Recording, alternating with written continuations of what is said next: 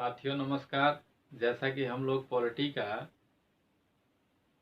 Topic by topic practice set करना शुरू किए थे, जिसमें हम लोग एक टॉपिक को पूरी तरह से समाप्त कर दिया था। जो भारतीय संविधान के भाग थे उसमें हम लोग देख लिए थे कि जो विभिन्न परीक्षाओं में आयोग द्वारा कैसे प्रश्न बनाया गया था, क्या क्या प्रश्न पूछे गए थे और क्या क्या प्रश्न बन सकने की संभावना थी, हम लोग पिछली कक्षाओं में प्रैक्टिस सेट 1 में देख लिए थे बकायदे। और आज हम लोग जैसा कि उसके आगे दूसरा टॉपिक जो कि उद्देशिका है, जिसे प्रस्तावना प्रस्तावना या उद्देशिका या प्रेम्बल भी कहते हैं। तो आज हम लोग प्रस्तावना की जो है, आज हम लोग प्रस्तावना के विषय में देखेंगे कि वहाँ से कौन कौन से प्रश्न बनाए गए हैं विभिन्न परीक्षाओं में और कौन कौन से प्रश्न बन सकते हैं, संभावना क्या हो है प्रश्न बनने की, हम लोग उसको देखने का प्रयास करेंगे। तो आज देखिए टॉपिक हमारा है उद्देशिका या प्रस्तावना। उद्देशिका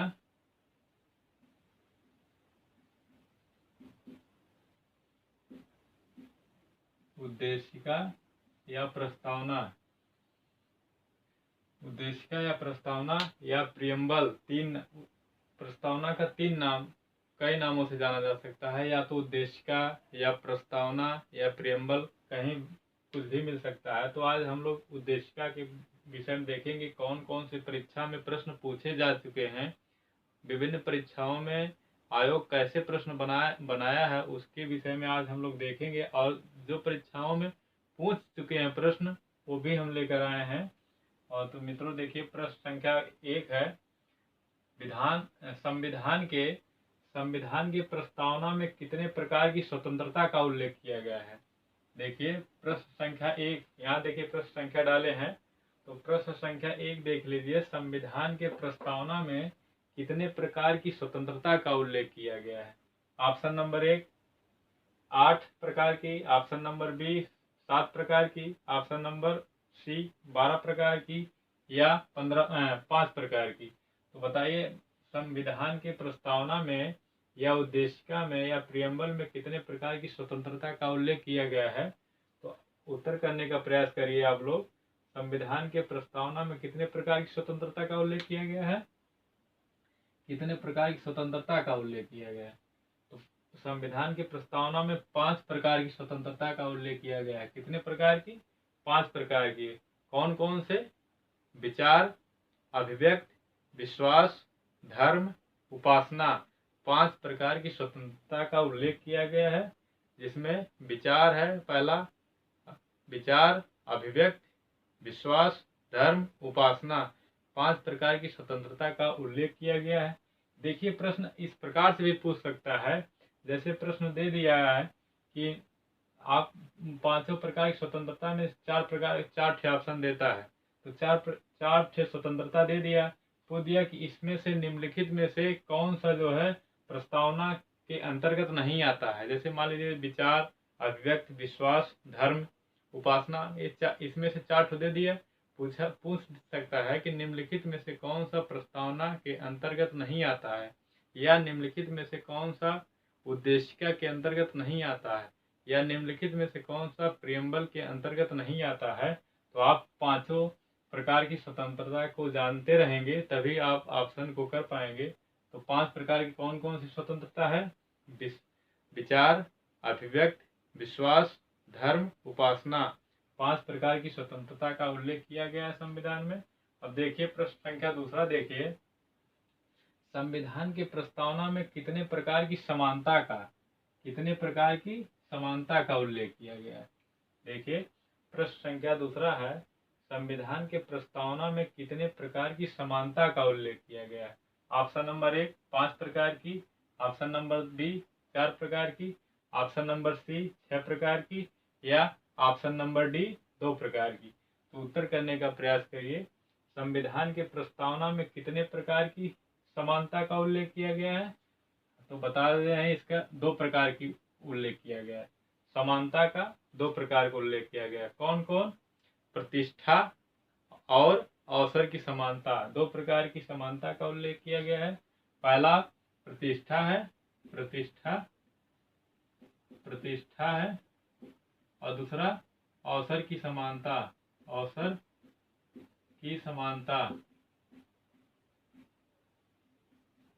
अवसर की समानता, दो प्रकार की समानता का उल्लेख किया गया है, प्रतिष्ठा, दूसरा अवसर की समानता। या इस प्रकार से पूछ सकता है कि निम्नलिखित में से यह दे दिया कि प्रतिष्ठा और अवसर की समानता का उल्लेख किसमें किया गया है, प्रस्तावना में या नागरिकता में, या कोई और ऑप्शन बना दिया। तो आप जानते रहिए प्रतिष्ठा और अवसर की समानता का उल्लेख प्रस्तावना में किया गया है, या उद्देशिका भी दे सकता है या प्रियम्बल भी दे सकता है, क्योंकि प्रस्तावना में या उद्देशिका में दो प्रकार की समानता का उल्लेख किया गया, पहला प्रतिष्ठा है, दूसरा अवसर की समानता है। अब देखिए प्रश्न संख्या 3 देखिए कि प्रस्तावना में अब तक कितनी बार संशोधन किया जा चुका है। प्रस्तावना में भारतीय संविधान के अंतर्गत जो प्रस्तावना है, उद्देशिका है, उसमें अब तक कितनी बार संशोधन किया गया है। तो आप उत्तर करने का प्रयास करिए। Option number A 3, option number B 5, option number C 4, option number D 1। तो कितनी बार संशोधन किया गया है? प्रस्तावना में अब तक कितनी बार संशोधन किया जा चुका है? अब तक एक बार संशोधन किया जा चुका है। कितनी बार? एक बार। कौन सा, कब किया गया था? प्रस्तावना में कब संशोधन किया गया था? 1976 में किया गया था। कौन सा संविधान संशोधन था? 42वां संविधान संशोधन, 42वां 42वां संविधान संशोधन 1976, 42वां संविधान संशोधन 1976 में हुआ था। 42वां संविधान संशोधन 1976 में हुआ था, जिसमें जो है प्रस्तावना में एक बार वही संशोधन किया गया था। अब देखिए प्रश्न संख्या 4 देखिए, प्रस्तावना का प्रारूप कहाँ से लिया गया था? देखिए, या देखिए पूछ सकता, ये भी प्रश्न बना सकता है कि 42वां संविधान संशोधन कब हुआ था। ये भी प्रश्न बना सकता है कि 42वां संविधान संशोधन कब हुआ था? 1976 में हुआ था। ये भी प्रश्न बना सकता है। और देखिए प्रश्न संख्या 4 देखिए, प्रस्तावना का प्रारूप, प्रस्तावना का प्रारूप जो है कहाँ से लिया गया था या किस देश से लिया गया था? तो ऑप्शन नंबर 1 ऑस्ट्रेलिया से, ऑप्शन नंबर बी अमेरिका से, ऑप्शन नंबर सी आयरलैंड से, ऑप्शन नंबर डी ब्रिटेन से। तो प्रस्तावना का प्रारूप कहाँ से लिया गया था? तो प्रस्तावना का प्रारूप जो है अमेरिका से लिया गया था। कहाँ से लिया गया था? अमेरिका से लिया गया था। अब देखिए प्रश्न संख्या 5 देखिए, प्रस्तावना की भाषा कहाँ से लिया गया था या प्रस्तावना की भाषा किस देश से लिया गया था? ऑप्शन नंबर 1 अमेरिका से, ऑप्शन नंबर बी इंग्लैंड से, ऑप्शन नंबर सी ऑस्ट्रेलिया से, ऑप्शन नंबर डी रूस से। तो उत्तर करने का प्रयास करिए। प्रस्तावना की भाषा कहाँ से लिया गया था या प्रस्तावना की भाषा किस देश से लिया गया था? तो प्रस्तावना की जो भाषा है वह ऑस्ट्रेलिया से लिया गया था। कहाँ से लिया गया था? ऑस्ट्रेलिया से लिया गया था। देखिए प्रस्तावना का जो प्रारूप है वह अमेरिका से लिया गया था, जबकि प्रस्तावना की जो भाषा है वह ऑस्ट्रेलिया के संविधान से लिया गया था। कहाँ से लिया था? ऑस्ट्रेलिया देश से लिया गया था। प्रश्न संख्या 6वां है, प्रस्तावना में भारत शब्द का उल्लेख कितनी बार किया गया है? या इस बार इस प्रकार से भी प्रश्न बना सकता है कि उद्देशिका में भारत शब्द का उल्लेख कितनी बार किया गया है या प्रियम्बल में भारत शब्द का उल्लेख कितनी बार किया गया है? ऑप्शन नंबर 1 5 बार, ऑप्शन नंबर बी 2 बार, ऑप्शन नंबर सी 1 बार, या ऑप्शन नंबर डी 4 बार। तो बताइए प्रस्तावना में भारत शब्द का उल्लेख कितनी बार किया गया है? तो प्रस्तावना में भारत शब्द का उल्लेख 2 बार किया गया है। हम भारत के लोग, भारत के संप्रभुत्व संपन्न, समझ लीजिए ये प्रस्तावना की शुरुआती है, हम भारत के लोग से शुरुआत है। या इस प्रकार से पूछ सकता है कि प्रस्तावना की शुरुआत किस शब्द से हुई है? हम से हुई है, हम भारत के लोग। या पूछ सकता है उद्देशिका की शुरुआत किस शब्द से हुई है? तो हम से हुई है, क्योंकि हम भारत के लोग शुरुआती लाइन है, हम भारत के लोग। तो प्रस्तावना में भारत शब्द का उल्लेख कितनी बार किया गया है? 2 बार उल्लेख किया गया। ये देखिए विभिन्न परीक्षाओं में पूछा जा चुका है। हम उसको जो है पूछे गए प्रश्नों को लेकर आए हैं और कैसे प्रश्न बना सकता है वो भी हम बताने का प्रयास कर रहे हैं। आप लोग भी थोड़ा ध्यान रखिएगा कि यहाँ से प्रश्न यदि आ जाए परीक्षा में तो एक भी प्रश्न छूटने ना पावे। देख लीजिए, ये प्रश्न आ चुका है, किसी न किसी परीक्षा में आयोग द्वारा बनाया जा चुका है, और कौन सा प्रश्न बन सकता है, बनने की संभावना है, वो भी मैं बताने का प्रयास कर रहा हूँ। उसको आप लोग भी ध्यान दीजिए। देखिए, एक बार फिर से देख लीजिए, संविधान के प्रस्तावना में कितनी प्रकार की स्वतंत्रता का उल्लेख किया गया है? 5 प्रकार की। कौन कौन सी? विचार, अभिव्यक्त, विश्वास, धर्म और उपासना। 5 प्रकार की स्वतंत्रता का उल्लेख किया गया है। संविधान के प्रस्तावना में कितनी प्रकार की समानता का? 2 प्रकार की। कौन कौन? प्रतिष्ठा और अवसर की समानता। प्रस्तावना में अब तक कितनी बार संशोधन किया जा चुका है? अब तक 1 बार किया जा चुका है। कौन सा? 42वां संविधान संशोधन 1976 में। प्रस्तावना का प्रारूप कहाँ से लिया गया था? अमेरिका से लिया गया था। प्रस्तावना की भाषा किस देश से लिया गया है? ऑस्ट्रेलिया से लिया गया है। प्रस्तावना में भारत शब्द का उल्लेख कितनी बार किया गया है? 2 बार किया गया है। देखिए, ये 6 प्रश्न हो गया। अब इसके आगे हम मिटा रहे हैं और 7वां प्रश्न शुरू करें। जैसा कि हमने कहा था कि प्रतिदिन हम 10 से 12 प्रश्न लेकर आएंगे। तो मित्रों देखिए, हम 10 प्रश्न की श्रृंखला आज भी लेकर आए हैं, जो कि 10 मिनट में 10 प्रश्न हम करवा देंगे फटाफट, क्योंकि मैं भी कंपटीशन के ही छात्र हूँ अभी, तो आप लोगों को भी ज़्यादा समय नुकसान ना हो। लेकिन ये देख लिए, गौर करिए कि प्रैक्टिस सेट आज हम 2 करवा रहे हैं और इसके आगे हम मिटा रहे हैं। इसके आगे 7वां प्रश्न देख रहे हैं। 7वां प्रश्न दिया है, प्रस्तावना में कितने प्रकार के न्याय का उल्लेख किया गया है? जैसा कि हम लोग देखे थे, प्रस्तावना में कितने प्रकार की स्वतंत्रता का उल्लेख किया गया था? 5 प्रकार की स्वतंत्रता का उल्लेख पढ़े थे हम लोग। 5 प्रकार की स्वतंत्रता का उल्लेख प्रस्तावना में किया गया है, और 2 प्रकार की समानता का उल्लेख किया गया है, जो कि प्रतिष्ठा और अवसर की समानता, और 5 प्रकार की स्वतंत्रता का उल्लेख किया गया है, विचार, अभिव्यक्त, विश्वास, धर्म और उपासना। 5 प्रकार की स्वतंत्रता हो गई। अब पूछा है कि प्रस्तावना में कितने प्रकार के न्याय का उल्लेख किया गया है? ऑप्शन नंबर 1 5 प्रकार, ऑप्शन नंबर बी 6 प्रकार, ऑप्शन नंबर सी 7 प्रकार, ऑप्शन नंबर डी, तो ऑप्शन नंबर डी 3 प्रकार। कितने प्रकार की न्याय का उल्लेख किया गया? प्रस्तावना में कितने प्रकार का न्याय का उल्लेख किया गया है? आप लोग बताने का प्रयास करिए। Option number A 5, option number B 6, option number C 7, option number D 3। तो प्रस्तावना में देखिए, प्रस्तावना में कितने प्रकार के न्याय का उल्लेख किया गया है? 3 प्रकार के न्याय का उल्लेख किया गया है। प्रस्तावना में 3 प्रकार के न्याय का उल्लेख किया गया है। कौन कौन? कौन कौन? सामाजिक, आर्थिक, राजनैतिक। सामाजिक, सामाजिक, आर्थिक, सामाजिक, आर्थिक और राजनैतिक। राजनैतिक, राजनैतिक। प्रस्तावना में 3 प्रकार के न्याय का उल्लेख किया गया है, सामाजिक, आर्थिक और राजनैतिक न्याय। 3 प्रकार के न्याय का उल्लेख किया गया है। अब देखिए प्रश्न संख्या 8वां देखिए, प्रस्तावना का प्रारूप, प्रस्तावना का प्रारूप संविधान सभा में कब पेश किया गया था? प्रस्तावना का जो प्रारूप है, प्रस्तावना का प्रारूप संविधान सभा में कब पेश किया गया था? ऑप्शन नंबर ए 26 जनवरी 1950 को, ऑप्शन नंबर बी 26 नवंबर 1950 को, ऑप्शन नंबर सी 9 दिसंबर 1946 को, option number option number D 13 दिसंबर 1946 को। आप लोग बताने का प्रयास करिए, प्रस्तावना का प्रारूप संविधान सभा में कब पेश किया गया था? तो ऑप्शन नंबर ए 26 जनवरी 1950, ऑप्शन नंबर बी 26 नवंबर 1950, ऑप्शन नंबर सी 9 दिसंबर 1946, ऑप्शन नंबर डी 13 दिसंबर 1946। तो प्रस्तावना का प्रारूप जो है संविधान सभा में 13 दिसंबर 1946 को पेश किया गया था। 13 दिसंबर 1946 को पेश किया गया था। किसके द्वारा? पंडित जवाहरलाल नेहरू जी के द्वारा 13 दिसंबर 1946 को संविधान सभा में पेश किया गया था। क्या? प्रस्तावना को। अब देखिए, प्रस्तावना में पंथ निरपेक्ष शब्द, प्रस्तावना में प्रश्न संख्या 9 देखिए, प्रस्तावना में पंथ निरपेक्ष शब्द कब जोड़ा गया था?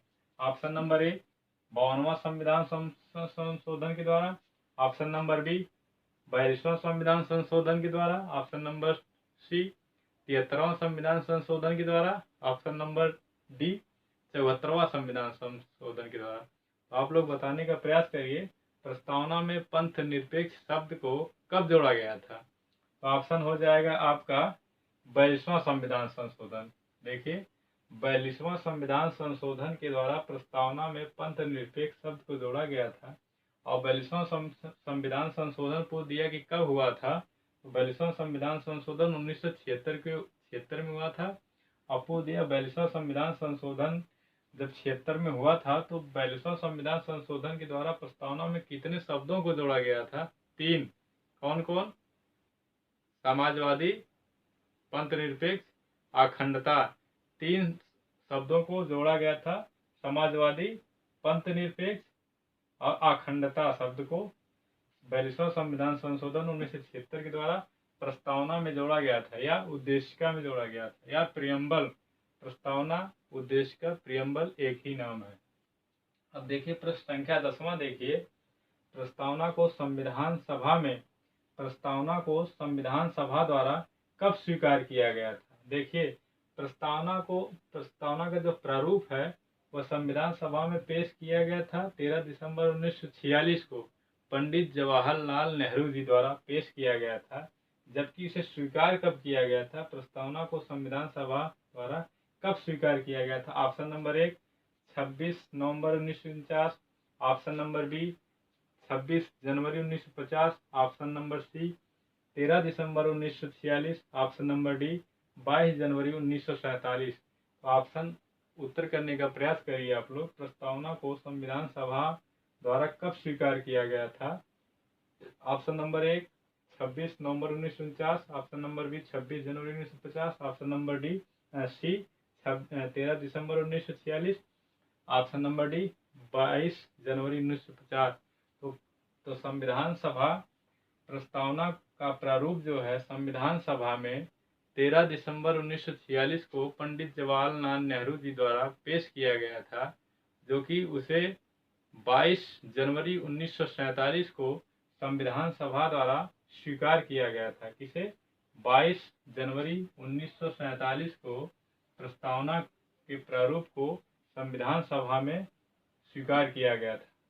अब क्वेश्चन नंबर प्रश्न संख्या 11 देखिए संविधान का कौन सा भाग संविधान की आत्मा कहलाता है?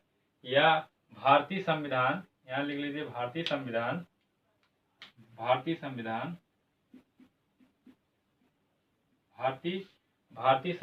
का कौन सा भाग संविधान की आत्मा कहलाता है? ऑप्शन नंबर 1 मौलिक अधिकार, यहाँ अधिकार गलत लिखे हुए, मौलिक अधिकार, ऑप्शन नंबर बी उद्देशिका, ऑप्शन नंबर सी मूल कर्तव्य या मौलिक कर्तव्य, ऑप्शन नंबर डी राज्य के नीति के निदेशक तत्व। तो बताइए भारतीय संविधान का कौन सा भाग ऐसा है जो संविधान की आत्मा कहलाता है? भारतीय संविधान का कौन सा भाग है जो संविधान की आत्मा कहलाता है? उत्तर करने का प्रयास करिए। मौलिक अधिकार है कि उद्देशिका है कि मूल कर्तव्य है कि राज्य की नीति के निदेशक तत्व है? किसे जो है संविधान की आत्मा कहा जाता है? संविधान की आत्मा किसे कहा जाता है? उद्देशिका को कहा जाता है। किसे कहा जाता है? उद्देशिका। ऑप्शन नंबर बी हो जाएगा उद्देशिका। संविधान की आत्मा जो है उद्देशिका को कहा जाता है। प्रश्न संख्या 12 देखिए हम भारत के लोग शब्द का प्रयोग भारतीय संविधान में कहाँ किया गया है? प्रश्न देखिए ये सब प्रश्न जो है किसी न किसी परीक्षा में आयोग द्वारा पूछा जा चुका है। इसको विशेष रूप से ध्यान में रखिएगा क्योंकि किसी न किसी परीक्षा में पूछा गया प्रश्न है और उसको तो मैं बता ही रहा हूँ और कैसे प्रश्न पूछ सकता है इसके अलावा मैं भी बताने का प्रयास कर रहा हूँ कैसे क्वेश्चन बदल के पूछ सकता है। तो देखिए हम भारत के लोग शब्द का प्रयोग भारतीय संविधान में कहाँ किया गया है? ऑप्शन नंबर 1 नागरिकता में किया गया है, ऑप्शन नंबर बी मूल अधिकार में किया गया है, ऑप्शन नंबर सी प्रस्तावना में किया गया है। ऑप्शन नंबर डी, मौलिक कर्तव्य में किया गया है। हम भारत के लोग शब्दों का प्रयोग भारतीय संविधान में कहाँ किया गया है? तो प्रस्तावना में किया गया है, या इसे उद्देशिका में या प्रियम्बल में। प्रस्तावना में पहली ही पंक्ति है, पहली ही लाइन है, हम भारत के लोग। हम भारत के लोग पहली ही लाइन है, जिसे मूल प्रस्तावना में जोड़ा गया है, प्रस्तावना में कहा गया है। तो आपको दिया कि प्रस्तावना में या उद्देशिका में या प्रियम्बल में कितने बार भारत शब्द का उल्लेख किया गया है? 2 बार भारत शब्द का उल्लेख किया।